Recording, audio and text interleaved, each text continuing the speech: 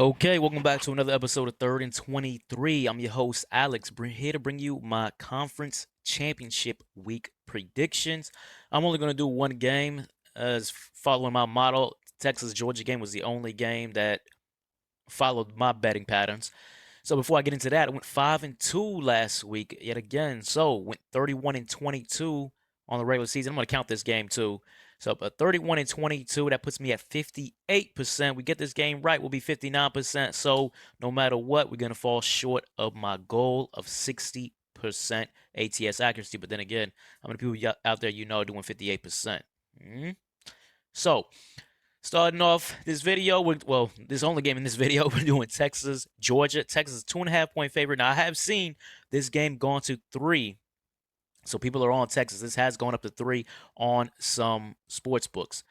Me, I'm doing it at 2.5. I recommend buying a half point if you are interested in doing this game and if you're tailing me. So first, starting off this game, if you guys remember, we did this regular season matchup when Georgia went to Texas. Everything was against Georgia. Texas was the #1 team in the country. And I told you guys, everything was pointing at Texas covering, but I was going against my model. I was going against the books. I was going against the world. I was taking Georgia in that game, and Georgia dominated in that game, 130-15, but Texas kind of scored late to kind of make that game look a little more competitive. But Georgia was all over Texas in that one. The difference in this SEC championship game than that game is Georgia's backs aren't against the wall this time around. Both these teams are going to the college football playoff, so this game really is all about seeding, and I guess to call yourself the SEC champion, when the reality is I think all of these championship games are going to lose their importance with the college football playoff, but that's for another story, another day. So I don't think in this game, when you're looking at it, I don't think Georgia's going to have the motivation they had in that game. I don't think they're going to catch Texas fat and happy like they did the first time around. When you're looking at this team, as I've said in other videos, Texas is the best defense in the country.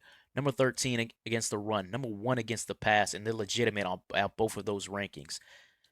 13th ranked run defense, and against the 103rd ranked Georgia run offense. Trevor Etienne, they say he may play in this game. He's questionable. But regardless, he hasn't been a focal point for their running game all season. Nate Frazier, they've been giving the freshman a lot of tick. But the reality is Nate Frazier isn't freshman Adrian Peterson. I don't know why sometimes these teams try to force a freshman on you when maybe they're really not that guy yet. Not to say Nate Frazier won't be good and not to say he hasn't earned some carries, but he's nowhere near a focal point type running back as a true freshman. He just isn't. And against this Texas run defense, I don't think he's going anywhere.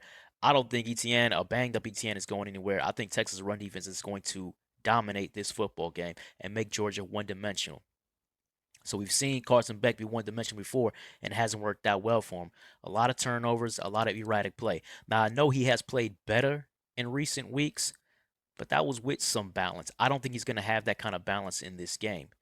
Now you go to the Texas offensive side. You're talking about Quinn Ewers. As I've said many times, I'm not a Quinn Ewers guy. We know how this is going to go. He's going to look shaky early. He might look shaky in the middle, but eventually he will hit some pass plays that stretches the defense, that takes Georgia defenders out of the box, and will open up that Texas running game. Something to note. I added something here for championship week. I added something called trends. We'll see if I keep doing it going forward. But something to note, Georgia's run defense woes in their last 3 games. They gave up 101 yards on the ground to Dylan Sampson against Tennessee. 226 yards on the ground against UMass. You say, oh, maybe they were asleep that game. I don't think they were asleep against Georgia Tech, though. 260 yards on the ground against Georgia Tech. So there's something going on here with this Georgia run defense that's not looking that good. On the opposite side of that, Texas running backs are heating up. Blue and Wisner, the 2 top Texas running backs, averaging 200 yards rushing in their last 3 games. So this is an obvious trend for Texas. I look at Texas to establish a line of scrimmage on both sides of the ball. I see Texas run defense dominating this game. I think Texas running offense is going to dominate this game. And I'm going to take Texas and lay the 2.5. I think Texas is going to win the SEC championship. I think Georgia, if Texas is up early and going into like late third, early fourth, with Georgia already knowing they're in the playoff, man, I don't see the motivation. I just don't see their motivation to win the game late if that's the case. And I think that could be the case if Texas is establishing the run early and often. So anyway, that's my video. If you like the content, please like, comment, subscribe, all of that. I am going to do all the college football playoff games. So even if it doesn't match my model, I'll still do it. But I'll let you know whether or not I'm actually going to bet that game. So anyways, as I said, like, comment, and subscribe if you like the content. As you can see, my YouTube handle hit in a few seconds. Take care.